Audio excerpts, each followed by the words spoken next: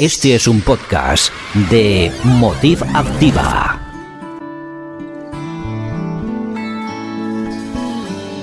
Yo soy feroz. Y también soy vulnerable. Sí, así somos. Claro, porque somos mujeres. Sería genial hablar sin tabúes de nuestro rol en la sociedad. Sí, que sea precisamente para hablar de cosas que no podíamos conversar antes en público. De los hombres y del amor y de la vida en pareja. De la feminidad y del empoderamiento. Y de tantas cosas más. Vamos a crear un espacio donde se hable de todas las cosas que antes no podíamos hablar, donde nos empoderamos ferozmente y también somos vulnerables, donde hay tanto amor que todo se puede conversar libremente, amorosamente, calurosamente.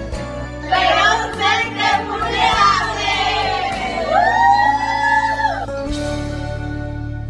Hello, my beautiful people. Welcome to Ferozmente Vulnerable. Hoy con una invitada que nos va a poner a hablar inglés y español. We're going to be talking and translating everything back and forth, but mainly in English for today. It is an honor, it's a privilege, it is a luxury. It is amazing to be here with another podcaster. Tons of experience. Mel Chavez aquí con nosotros hoy en Ferozmente Vulnerable. ¿Cómo te sientes, Mel? Ay, un poco nerviosa. I'm still, it's funny because I'm usually, when I do my podcasting, I am not in a studio. I mean, how nice to have this with the lights and you know, everything. I'm usually in a closet with quilts around me, and I don't have video. So this is amazing. So if you see me adjusting myself, it's because, oh my gosh, I remember that we're on video too. So I do have a podcast. My podcast is called Past Level 50. I started it when I was about 50, and it's for women. It's about women, and it's I first started talking about menopause, and then now it's gotten into finding women to interview that can help other women, you know, to become more aware of things going on. So, I love it. Yes. Tengo una amiga que está pasando por eso. Have a beautiful friend. I love her. She's helped me so much with Fit Mix and in the market in general.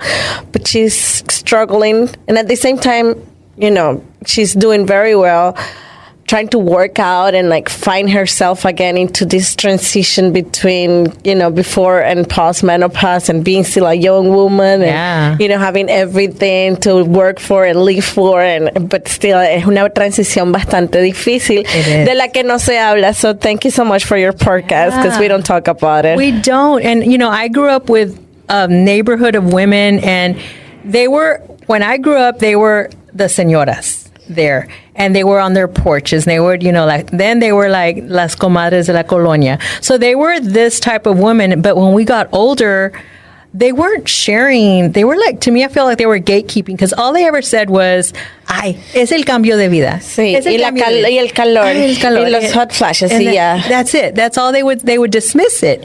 And then, so then when they got past that, we were older, and then they didn't share much, and then they turned into las viejitas. And we didn't go to them for their knowledge. They had that knowledge. They had been through it, but because we were the older teenagers, we're like, you know, the invincible of, I know everything. And you know that age, you know, you're in your late teens, early 20s, you think you know everything. But I feel like now, coming to this podcast that I started, I feel that I'm la señora on the porch now. I'm on the porch now, and I feel like I'm not gatekeeping everything. I share what I know and what I've learned, and what I do is I find other women who've been through things and that are willing to share. But not everyone wants to share. It's hard. It's embarrassing because of the taboo behind it. But Mel, I just wanted to clarify something. Usually in the podcast, we talk about the person behind what we meet outside. We're going to get there, but because I don't have that relationship with you, usually, I know everybody through networking, through business, through fitness. Like, I know that person, but I don't know what they've gone through, but I don't know you through your podcast. So let's dedicate a few more minutes talking about how that came along and what do you want to do with it and what's your plan. And then we'll go into a little bit more of getting to know you. So keep telling me about the podcast. It sounds amazing. Well, yeah, the podcast came from just being a woman, because also when I turned 50, I went through a stage of feeling almost invisible and not heard. Because I taught for 28 years. I just retired almost 3 years ago. Wow, it's been that long. I retired after teaching 28 years. But, when you're a teacher, you're heard. You have your students. They hear you, But then after that, you come home and it's like you're a mom. You're a wife. You're someone's sister, someone's cousin. And then you get, I felt a little lost in it. I felt lost in the family. My mother had gone through an illness around that time. And so I was always there for her, traveling back and forth to Corpus Christi. And so I felt that I was just going through the motions, and a part of me was lost. And so through the podcast, I felt, okay, I have a voice. I don't know who's listening, but I don't care. It's going to be out there. With I have a program that I run with veterans, and it's a boot camp with mental health. But the thing that I hear the most is, when you come back from war, there's no purpose. Like, you had it very clear, very driven. It was in your face all the time. And then you come back and you have to find yourself again. I feel like that's what you were kind of going through. You had a purpose when you were teaching. You knew exactly what you wanted to get from those kids and where you wanted to take them. And then you come into, now what? And then you find your voice in that podcast. Yeah. That's fantastic. I had to find something because, you know how when you're alone with people, like I was with 1,000 students, 150 faculty. I know, faculty and staff, but people were always, there. They were like, Mr. You could hear that. And then to come back, and this happened, I felt it, maybe a month into my retirement, after that little honeymoon phase was over. It was like, there's no one. It's just me now. I had to find the purpose. And I did do a series on loneliness, because I thought, I can't be the only one dealing with this. And so that's cool how you have worked with people dealing with this. With the boot camp, I had a lady, a new friend of ours, talking about losing her husband a year before, losing her puppy 2 weeks after, before we met, and being like, now what? So loneliness, I really appreciate what you're doing, because I'm pretty sure there's a lot of women that empty nesters going through the back and forth between menopause. It's not, that's another thing. It doesn't happen in a day. No. It's like, it's a process, and, all the things that go with that. I love it. And again, finding, okay, now what do I do? I love it. Yeah, and I want to travel now. There's things I want to do. And then once I started interviewing people with travel agencies or that are coaches, for personal coaches, I realized that we are all out there and we all have these different journeys. And it's so interesting to learn from other women. At first, I thought I'm only going to interview women 50 and over, but I started embracing the younger women and just embracing what they've learned, and they in turn are learning also from experiences with older women. I love it. I think that's amazing. Alrighty, so now you know that you need to go listen to her podcast. Past Level 50 with Mel the podcaster. I love it. And now we go into a little bit more of who is Mel. Who is Mel? I was thinking about that, and it's funny. My dímelo en español, nada más que para ponerte en el spot. Y después me lo dices en inglés. ¿Quién es Mel?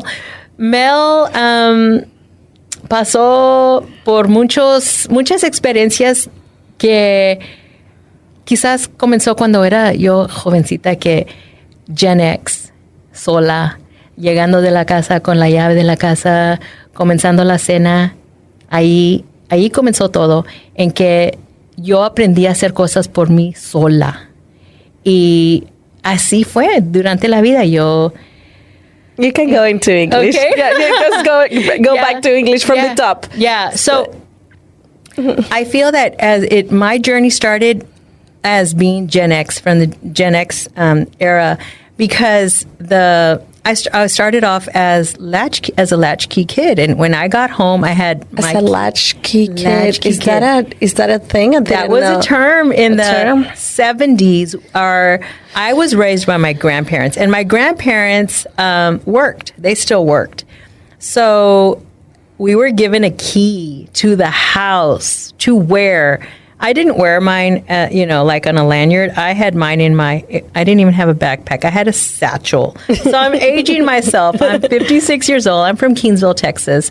And I would walk home from school, unlock my door, and have my own snack. And then I would go play outside with my friends. I would go across the street because Petra across the street had leftover refried beans and homemade tortillas. So I knew where the food was. So I would go over there and I would hang out with my friends and we would play in the street until 5:30 when, the grandmother got home and existed. But yeah, for 2 hours of the day, you were on your own. I was on my own. And I was, I'm going to say it started third grade, and can you imagine, what is that, 9 years old? Nowadays, no. No, you don't do that. No, not at all. Yes, those things. Yeah. That would be the thing. And so I feel that because of that, I was not attended to a lot. And with that, you learn. And so I learned how to take care of myself and how to just depend on myself. But I thought everybody was like same. that. Yeah, I thought it was normal. And then come to find out, later on, it's like, did you ever have a babysitter? And it was like, no, we didn't. Do you feel like that had some type of maybe, I don't want to say PTSD, but like, did that leave some type of feeling in you? I think now that you mentioned that PTSD, you carried.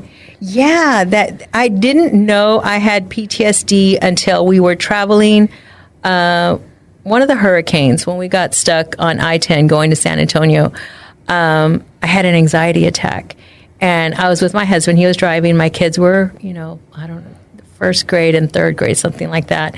And my husband was like, what is going on with you? I'm like, oh my God, I was sweating. And we were in the middle of this traffic jam, and it was the first time I had experienced it because of the stress. And so I realized that feeling, even though it was so intense, I had those little attacks growing up, but I didn't. They were so small, and when you're Gen X and you're being raised by grandparents, you're told, "Estás loca, sí. No te portes así," or "Ay, cálmate." All of those things I was told, and I'm not going to cry saying this, but it was hard because you learn to suppress everything, and they feel like they treated me like you needed to grow up, and I did. They expect it, and so you do it. So I feel that the PTSD. I am in no way comparing what I experienced to what some people have experienced. And you shouldn't, because everybody has their own levels of pain and stress and trauma. Yeah. No, there's no comparison. No, but it was a form of it, and I've had to deal with it. And my daughter, she's in her 20s. She's like, "Mom, you really need therapy." I'm like, how is it? I'm like, oh my God, how is a therapist in their 20s going to understand what a Gen X went through? I mean, I've like I told you what a latchkey kid was, and you were like, what was that? Yeah. And so I feel like it would be like so much just to get the basics defined as to. I mean, but there's therapists that are way older than 20. Come on, that's not an excuse not to go to therapy. I will only go to a younger therapist and be like, "Don't judge me." Oh my gosh! So yeah, I went through that, and I feel like it really helped me to become who I am today. I'm a wife. I've been married for 28 years, and my husband. How did you meet your husband? Oh my gosh, we're in Houston. So if anyone remembers the club Zaz, okay, it was a club on Richmond, and it was a Tejano club, and I used to go there all the time with my friends. He walked in, and we met, and we started dating. Our first date. He walked in and he said what to you? He walked in and didn't say anything to me. Nothing.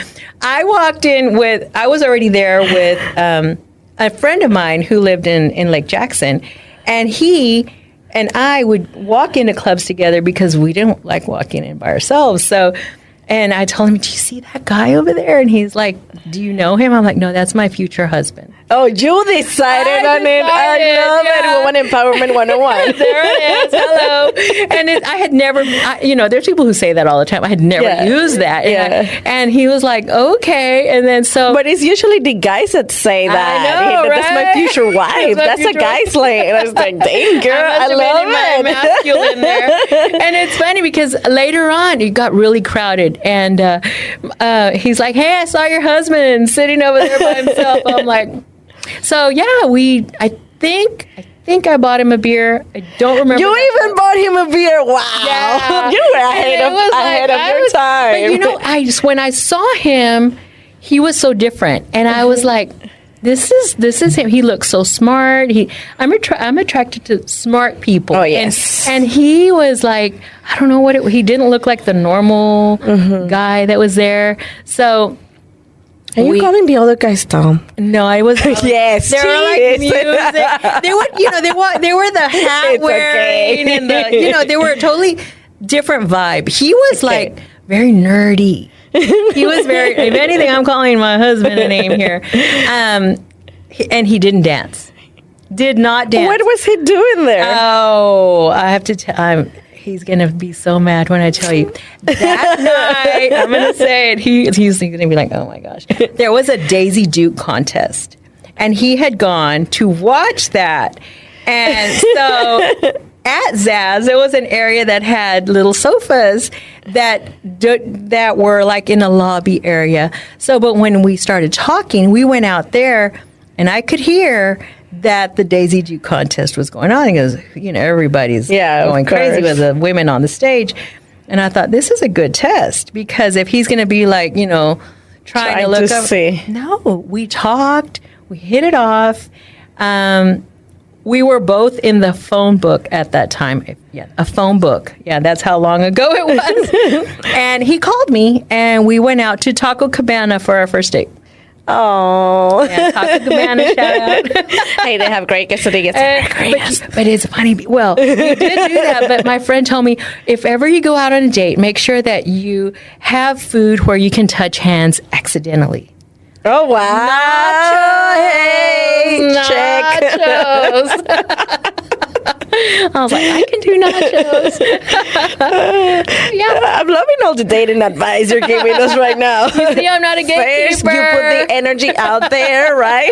Buy him a beer. Then you get him a beer. And then nachos. That's right, yeah. How do you decide to become a teacher? When did that happen? I was in Keensville.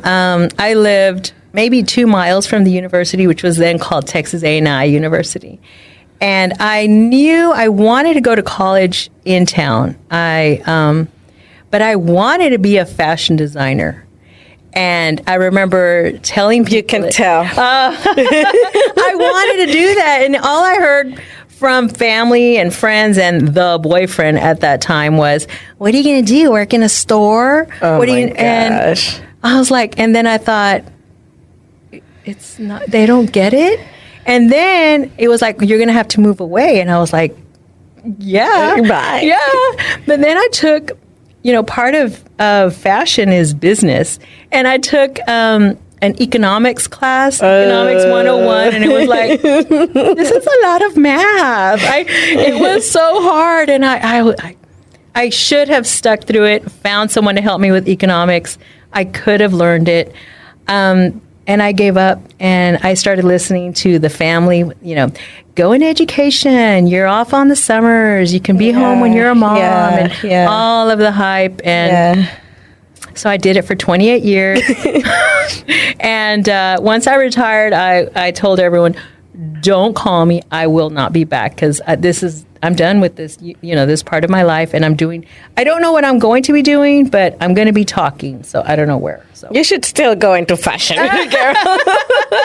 At least styling or something like that. Somebody, right? I style myself. I'm always wearing black, and I love it. That's my thing, and so now here I am, just I got to meet you, and things are changing. I feel like this year, maybe with all the planets in line, something might work out this year for me. Fantastic. Yeah. Well, right now with the schools the way they are, I agree with you. I mean, how stressful. I am having panic attacks and my baby's 8 months. I know. And then I'm like, I never consider homeschooling, but right now it's like, the other day, he's in daycare, like 4 or 5 hours a day. And they're adorable. Like, it's so amazing. Regardless of everybody's opinion, yes or no, I'm having a good time and he's having a great time there. But I was going to drop him off like around 9 and the alarm went off. And so they're like, get out. And I was like, okay. I got out. I got into my truck. But I was still curious like everybody else. Of course. And I sat in the truck and I see everybody like running with the kids on the crates and stuff like that, the cradles. And it's like everybody's so like they know what they're doing. And I'm like, what the hell? How do they know? And he's like, no, we have to train every month for fire and for a shooting. I'm like, my God. But they didn't warn you that this was going to happen? No. It was a real one. Oh. It was a real one. Nothing happened, but the fire department, everybody got there, police, everybody got there. But nothing happened. The alarm went off. They checked the electrical, then I heard all of it. But the fact that you have to train for that, it's so unconceivable. Yeah, it is is awful. I mean, I taught kindergarten, and to be training for fire drills, okay. If there's a fire, we haven't had anything happen, fire drill. Thank God. But the ones that, to be telling a 5-year-old for a shooter drill, that was hard. And so to be hiding, I thought, okay, I told my students every year when we started these drills, when you hear this bell, we're going to play hide and seek. Our job is to hide. And I told them, this is where you hide. You're going to sit there. We're going to be quiet because it's like hide and seek. I have other things I have to do. And then I'm going to come and I'm going to play hide and seek with you. And so it wasn't as traumatic for them, but they knew we had to sit there. I said, it might be a long time. I don't know. So we're just going to sit there. And it was good. I never had to hush them up. I said, they knew it was hide and seek. I couldn't find it in my heart to explain to them, we're going to do this drill because there might be a shooter. I couldn't do that to them. Gosh. And then I left at the end of, in the middle, I guess in June 21. And after that, there's so many drills now, and it's, parents, they get the notification of what the drill is. And I remember reading these and I'm like, I can't even send these home. These notes they're so traumatic just to read of what we're even drilling for. Yeah. I was like, wow.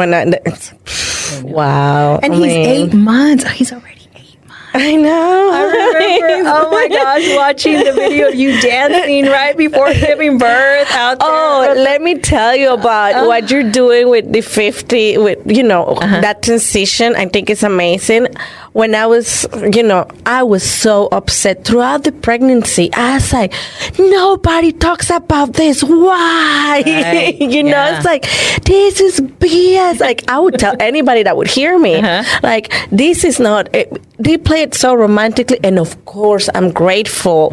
So grateful for being able to get pregnant, for having a healthy baby, from having a healthy pregnancy. Of course, all of that. I don't take no power from that. But still, like, the conversations, they talk about postpartum depression. What about the anxiety that you leave being pregnant? The weakness, the oh my gosh, I cannot do this or that because everything can hurt him or anything like that. I was like, it's like, Mom, you did not tell me none of this. And then he's like, 40 weeks is not 40 weeks. It's oh my. Well, that extra week, I was like, get out of me. the video that you're talking about, no. You were dancing. I showed my husband, I said, do you see her? It was a bat. And you were dancing. I said, watch. He's like, why am I? I said, watch. And then you turned around and he's like, I'm like, she's like overdue. Yeah. And he's like, oh my gosh. I was like, enough. So if you haven't watched the video, you need to go back and watch it. Fun. Yeah, no. Talking openly. That's why. That's one of the reasons why I'm doing this podcast. And it's called FEROZMENTE VULNERABLE por eso. Because, we're fierce people, human beings, women. But there's also so many things that we go through and that bring us down. And we just keep going back up and try our best too. So tell me about your kids. I have a daughter and a son, and my son is 28, and my daughter is 25. She just turned 25 last week. Wow. She lives in Scottsdale, so I go over there as often as I can. Where? In Arizona. Oh. In Arizona, and she got a job over there, and she and her boyfriend bought a house, so she's loving it. She loves the weather. I went over there, and I stayed, I think it was almost 2 weeks. It was in the summer, and I heard it was the hottest summer ever. 117 Oh, my degrees. gosh. And it was that dry heat. Oh, my gosh. It was so hot. She went on vacation. I think she went to Hawaii or she was in Cabo. I don't know where she was, but at least there was humidity. It was hot, but it wasn't as hot as it was in Arizona. And the dogs...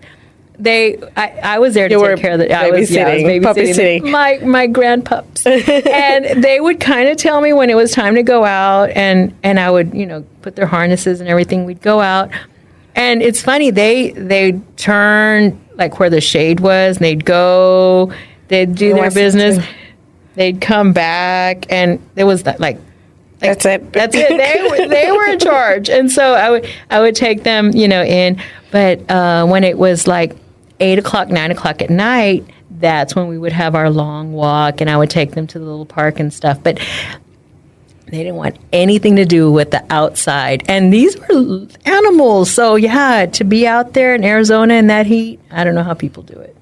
Hot. The dogs know better. They know better. Let's take a quick break, and then we'll be back with a little bit more about Mel Chavez. Okay. We'll be right back. Estás escuchando un podcast de MotivActiva. Empoderando tu vida al máximo. Y ahora, continuamos con más. Y estamos de vuelta con Mel Chavez en Ferozmente Vulnerable. Este episodio en inglés, solo porque es más cómodo. Hablas español, ¿verdad? Un poquito. Me estabas comentando por qué no hablas español tanto como tal vez podrías. Mm-hmm. Well, I grew up with Spanish, and then when I went to college, I studied bilingual ed. So my classes, I had I went from fashion, I went straight into business. I mean, from business, I went to education. Mm-hmm. So I thought, how else can I excel here and have a good career? And I had a bilingual ed certification with ESL. And so, ironically, You're not helping the case. I know, but let me explain. I know I have explaining to do. So I went off and got this, and I took the Spanish, and I made good grades. I went off to teach, and they put me in regular ed classes. But they wanted me to speak Spanish if I needed it. And it was like, so what that was, I feel like every district I went to found a way to not pay bilingual stipend. So, and of course they do, the job of a bilingual educator is to teach where the child is to get them to learn English. Of course. So I was in San Benito when I did this, and, I did speak a lot of Spanish. And then I went to Corpus, it was a little less. But when I came to Houston, I spoke a lot of Spanish. I was teaching, in the Heights, and I taught also in Lockwood area. So I did. Entonces, And then I stayed home for 8 years to be a mom. When I stayed home to be a mom, I wanted to speak Spanish with my children, and they were okay with it. But then we were in play groups with other moms, and this was in the suburbs. So I was, here I am, and of course they're learning English. They, and I'm with all these women. We're all speaking English. So when I went back to teach, I ended up being an ESL teacher, teaching ESL to Vietnamese, mostly Vietnamese students. So the last 18 years, that was 17 years that I taught was in English, teaching English to non-English speakers.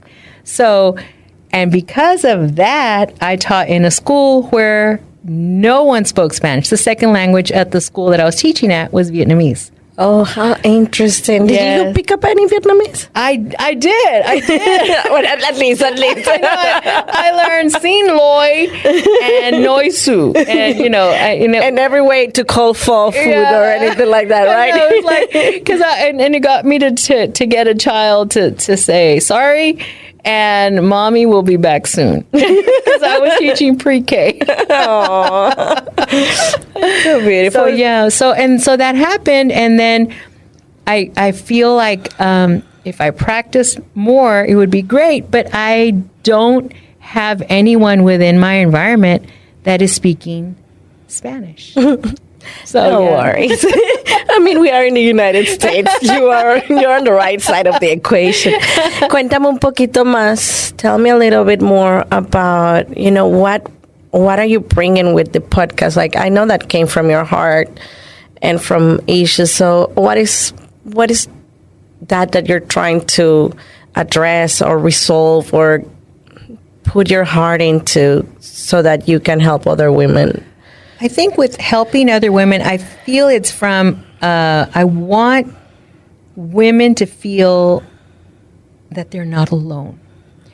That whole feeling, I remember, like I told you earlier, that, when you feel that you're going through something, you feel like you're the only one, And I remember feeling, as a kid, I felt like everyone did the same thing. But then I learned, experiences, like you said, when you're going through childbirth, you feel like, why didn't anyone tell me? And you felt alone because no one told you. And I feel that I need a space for women to feel safe, to come in and be listened to, or to learn that, menopause is, the hot flashes, the memory loss, the dryness of wherever. It's not just you.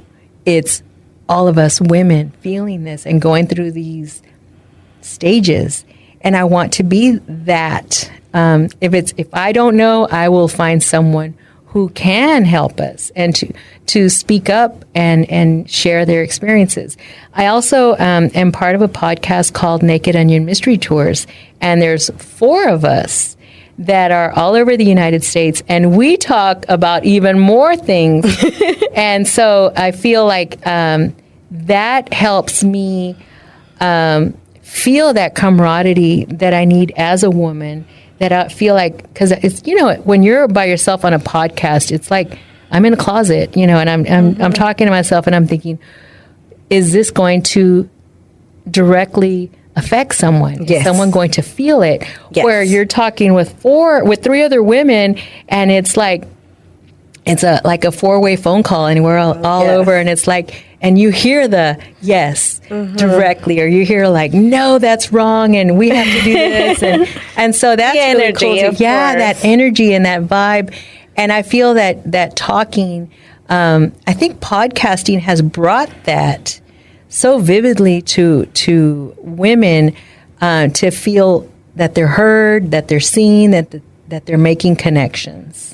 I love it. I love it. Yeah. You talk a little bit about loneliness, and you mention it again now. So that's and again, that's where you started when you told me your childhood story. You know, you didn't even mention the word independent.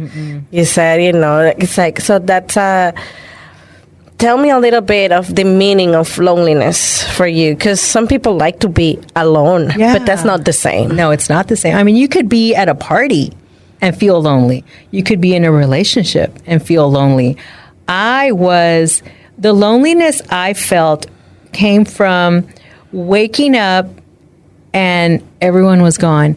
During the pandemic, I was working from home because schools were shut down. My husband was working upstairs in his makeshift office. He was up there. My daughter had just graduated from college. She was in her room working from home.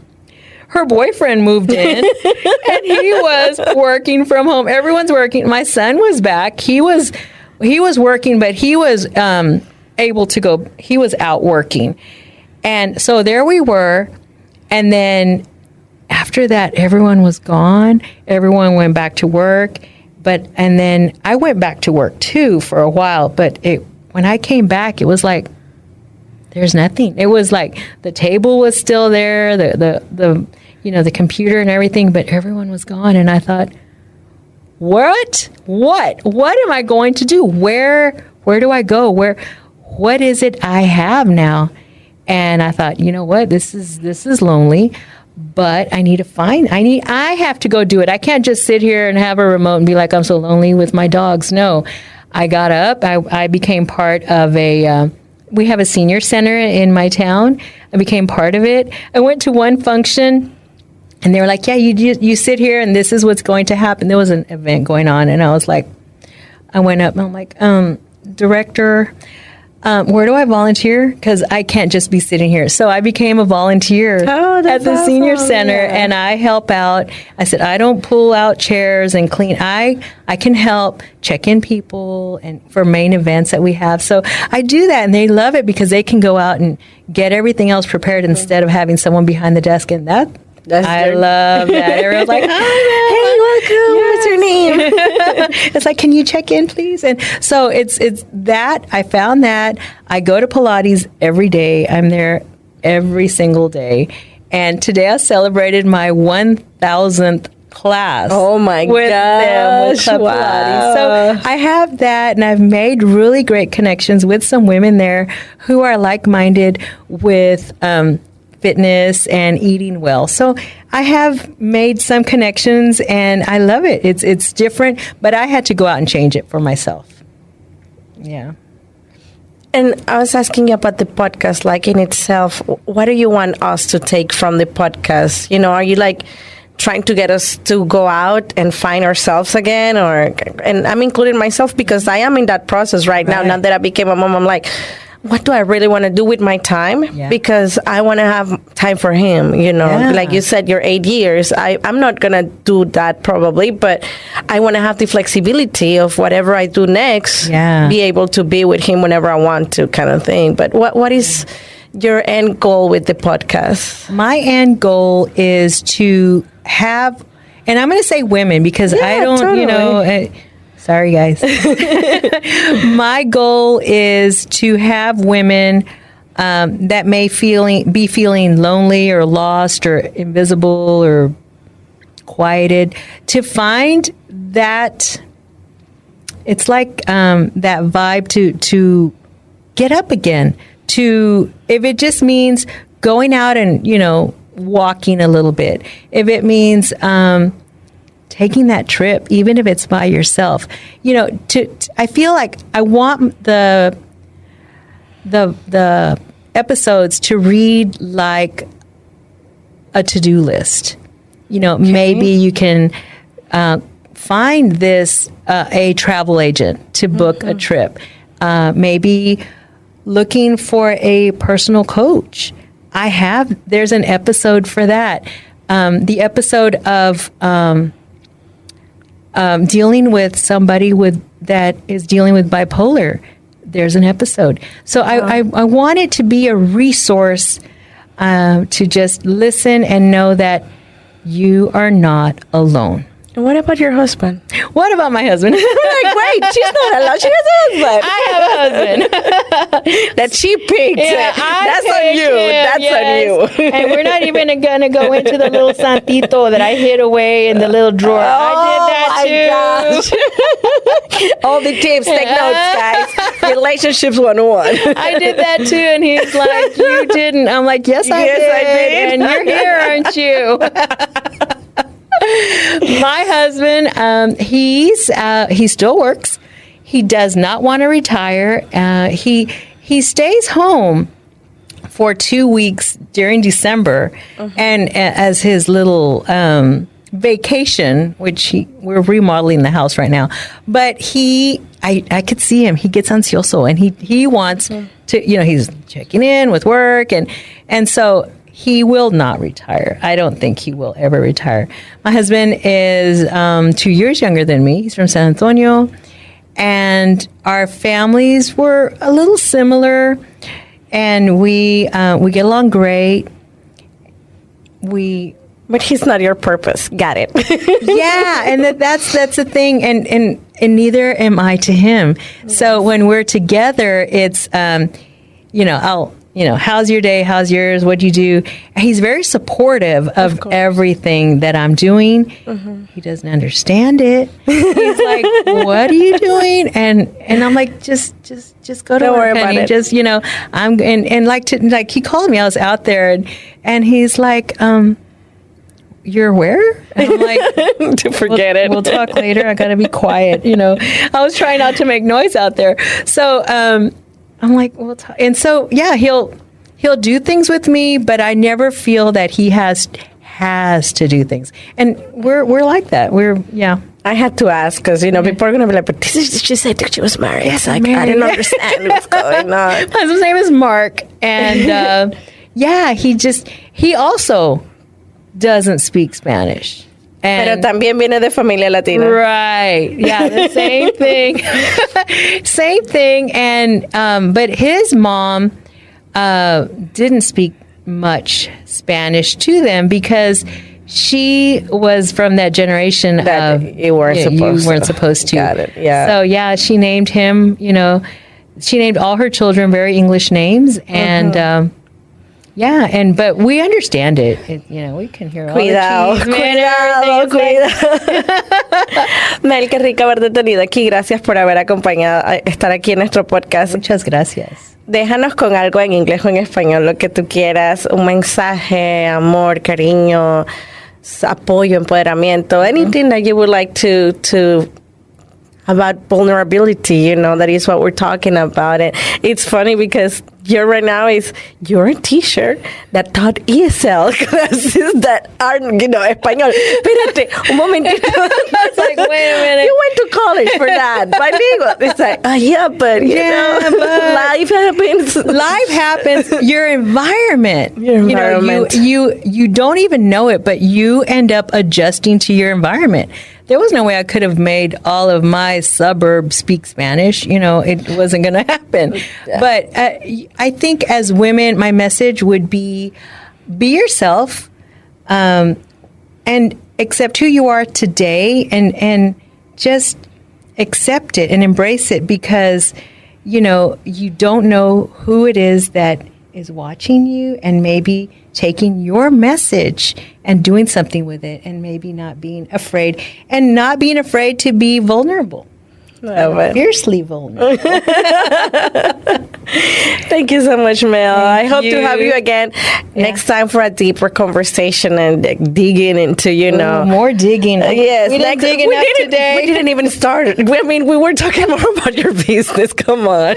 We can dig. We didn't know each other. So next time we'll go a little deeper into, because you sound like you have this wonderful, perfectly lived life. And I'm pretty sure some things had happened that, like you said, would probably help us, in not feeling alone with the things that we have dealt with. Yeah. Thank you again. It's been so awesome. Thank you, Pilar, por presentármela. This is fantastic. You guys are here. Mi nombre es Yuriamor, con felizmente también, pero ferozmente vulnerable. Nos vemos pronto. Ferozmente Vulnerables es traído a ustedes con mucho cariño, mucho amor y muchas palabras de bondad, de compasión y de alegría.